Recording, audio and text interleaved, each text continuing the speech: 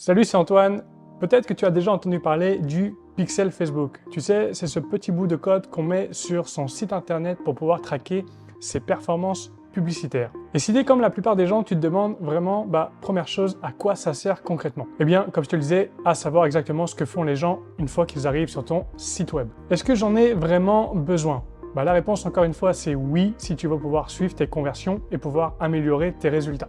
Et enfin, la dernière question que peut-être tu te poses, c'est comment je fais si je ne sais pas coder? Eh bien, t'inquiète pas, il y a une méthode hyper simple qu'on peut utiliser avec WordPress et je vais te montrer ça tout de suite. Donc la première étape que tu auras besoin de faire, c'est de te connecter sur ton Business Manager. Comment on fait ça? Tu vas aller sur business.facebook.com/ je vais mettre ici Settings. C'est la façon la plus rapide et la plus simple pour arriver exactement sur l'onglet où je suis en ce moment. À partir de là, tu vas pouvoir donc sélectionner ton Business Manager. Moi, tu vois ici que j'en ai deux, mais je vais sélectionner un. Petite parenthèse pour te dire que si tu n'as pas de Business Manager, tu as besoin d'en créer un. J'ai justement une vidéo à ce sujet qui t'aide à créer et paramétrer ton Business Manager. Donc, n'hésite pas à aller la visionner. Parenthèse refermée, je vais venir donc sélectionner mon compte entreprise. Donc, une fois que j'ai cliqué, j'arrive sur ce qu'on appelle les paramètres de l'entreprise. Justement, c'est là où on peut créer nos ressources méta, comme un pixel, comme un compte publicitaire. C'est là où je peux gérer les accès à ma page Facebook, à mon compte Instagram. C'est vraiment ici que ça se passe et j'explique tout d'ailleurs dans la vidéo que je te mentionnais précédemment. Pour créer un pixel, ce qu'on va faire, c'est qu'on va aller sur la gauche ici et on va descendre dans Source de données. Source de données, je clique dessus pour ouvrir l'onglet. Et je vais aller dans Datasets. On voit ici d'ailleurs que j'ai déjà plusieurs datasets, plusieurs pixels qui ont été créés. Comment on fait pour en créer un? On va aller ici dans le bouton bleu, on va cliquer dessus et on va pouvoir créer un nouveau pixel. Pixel, marqué Pixel YouTube, pour que ça soit clair pour moi. Vous pouvez vraiment le nommer comme vous voulez, tant que c'est clair pour vous. Vous pouvez mettre Pixel et nom de votre entreprise par exemple. Ça ne m'intéresse pas. Et je vais cliquer sur Créer. Une fois que j'ai cliqué sur Créer, Meta me propose deux configurations. Un, c'est de créer une API conversion en plus du pixel Meta. Et le deuxième, c'est de créer un pixel Meta uniquement. Moi, ce qui m'intéresse aujourd'hui, ce que je veux vous présenter, c'est comment créer un pixel Meta uniquement. Petite parenthèse pour l'API conversion, c'est une méthode complémentaire au pixel pour améliorer la traque des données, mais c'est pas obligatoire. Et maintenant, j'ai deux façons. Alors, soit je peux installer le code manuellement. Donc là, à ce moment-là, Meta va nous donner un code qu'on va devoir insérer sur chaque page de notre site web. Donc ça, c'est un petit peu plus de travail et c'est quelque chose qu'un développeur est plus à même de faire. Donc, si vous travaillez avec un développeur, vous pouvez tout à fait le faire comme ça. Sinon, on a une autre façon de faire, c'est d'utiliser une intégration partenaire. Je vais cliquer sur vérifier les partenaires et on voit qu'en fait, Meta est partenaire de nombreuses plateformes comme Shopify, Squarespace, WordPress justement, et ce qui facilite vraiment beaucoup l'installation du pixel. Moi, je vais aller sur WordPress. Là, il m'explique toute la procédure, mais nous, on va la faire ensemble. Donc, je vais juste cliquer sur la petite croix ici. J'ai ici mon pixel YouTube. Je vais aller ouvrir mon gestionnaire d'événements ici. Donc, le gestionnaire d'événements, c'est quoi? C'est l'endroit où j'ai tous mes pixels répertoriés et je peux voir l'activité de mes pixels. Je vais venir copier l'ID ici du pixel. Donc, j'ai un ID ici. Je vais venir copier mon ID.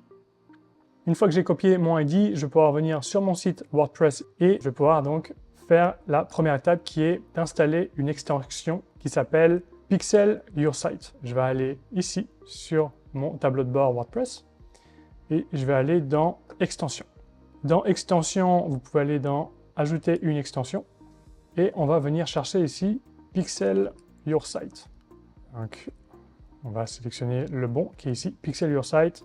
On voit que moi, il est déjà actif parce que je l'ai déjà installé. Dans votre cas, vous aurez juste à cliquer sur le bouton Installer. Une fois que c'est installé, il va apparaître dans votre barre de recherche, ici pour moi. Vous pouvez cliquer dessus et on peut aller dans Your Meta Pixel en cliquant sur la petite icône ici.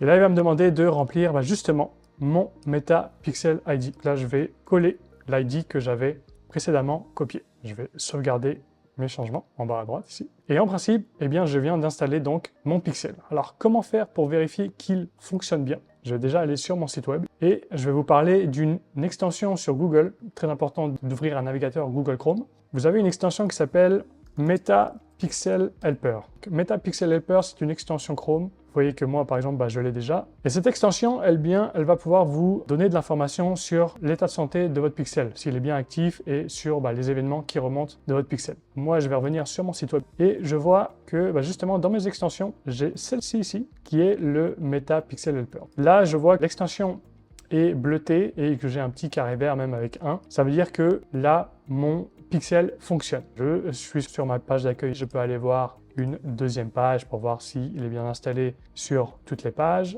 On voit que même chose ici, installé. L'avantage vraiment de Pixel Your Site, c'est qu'il va automatiquement installer partout. Donc il n'y a pas besoin de faire de code et d'aller manuellement coder son site web. On voit même que j'ai ici l'événement vue de page qui remonte. Et si on est un e-commerce, on peut même aller vérifier que j'ai des événements comme les ajouts au panier, choses comme ça qui remontent également. Je vais aller par exemple sur ici un produit et je vois que j'ai ici deux événements qui sont remontés. Donc j'ai l'événement vue de page et l'événement vue de contenu. Donc vue de contenu, c'est quoi? C'est une personne qui a vu un produit. Si je clique sur ajouter au panier, je devrais en principe avoir voilà l'événement ajouté au panier. Là, on peut en quelques secondes vraiment vérifier que mon Pixel 1 est actif sur mon site et 2 traque exactement tout ce que je fais sur le site web. La dernière petite astuce que je peux te donner, c'est que si, par exemple, tu fais de la génération de leads, donc tu aimerais, par exemple, que les gens remplissent un formulaire ou que tu puisses envoyer un devis, autre chose que du e-commerce, tu peux, par exemple, aussi paramétrer des événements toi-même directement sans code. Pixel Your Site va automatiquement gérer ça, mais si jamais tu as un bouton, toi, que tu as ajouté sur ton site web et que tu veux pouvoir traquer, celui-là, moi, j'aimerais ici que à chaque fois que quelqu'un clique sur demander un devis, ça me génère un lead, eh bien, je peux aller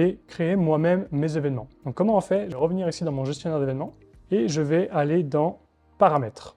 Dans paramètres, si je descends, à un moment donné, je vais avoir un outil de configuration d'événements. Si j'ouvre l'outil, il va me demander d'ailleurs sur quelle adresse URL je veux aller. Je vais venir copier ici mon adresse URL, la coller. Je vais pouvoir descendre et lui dire j'aimerais que tu traques ce bouton et que à chaque fois que quelqu'un clique sur ce bouton, à ce moment-là, je vais pouvoir attribuer un événement. Donc, est-ce que c'est un ajout au panier, initier un paiement? Pour tout ce qui est événement e-commerce, c'est fait automatiquement par Pixel Your Site, mais à ce moment-là, moi, je voudrais que ce soit plutôt un prospect. Donc, toutes les personnes qui cliquent sur ce bouton-là, ça soit un prospect.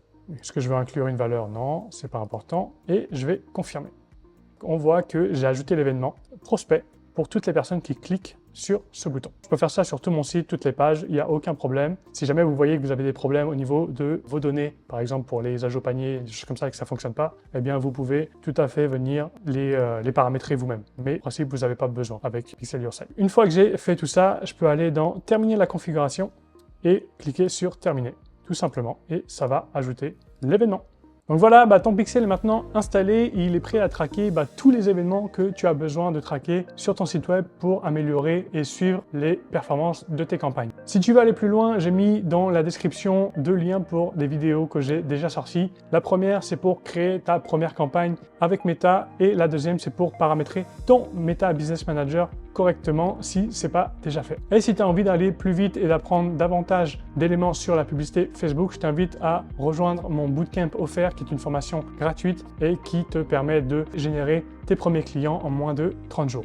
Donc pense à t'abonner et n'hésite pas à me dire si d'ailleurs tu aimerais que je fasse une vidéo similaire pour Shopify ou le Google Tag Manager. Je te dis à très vite et bonne publicité.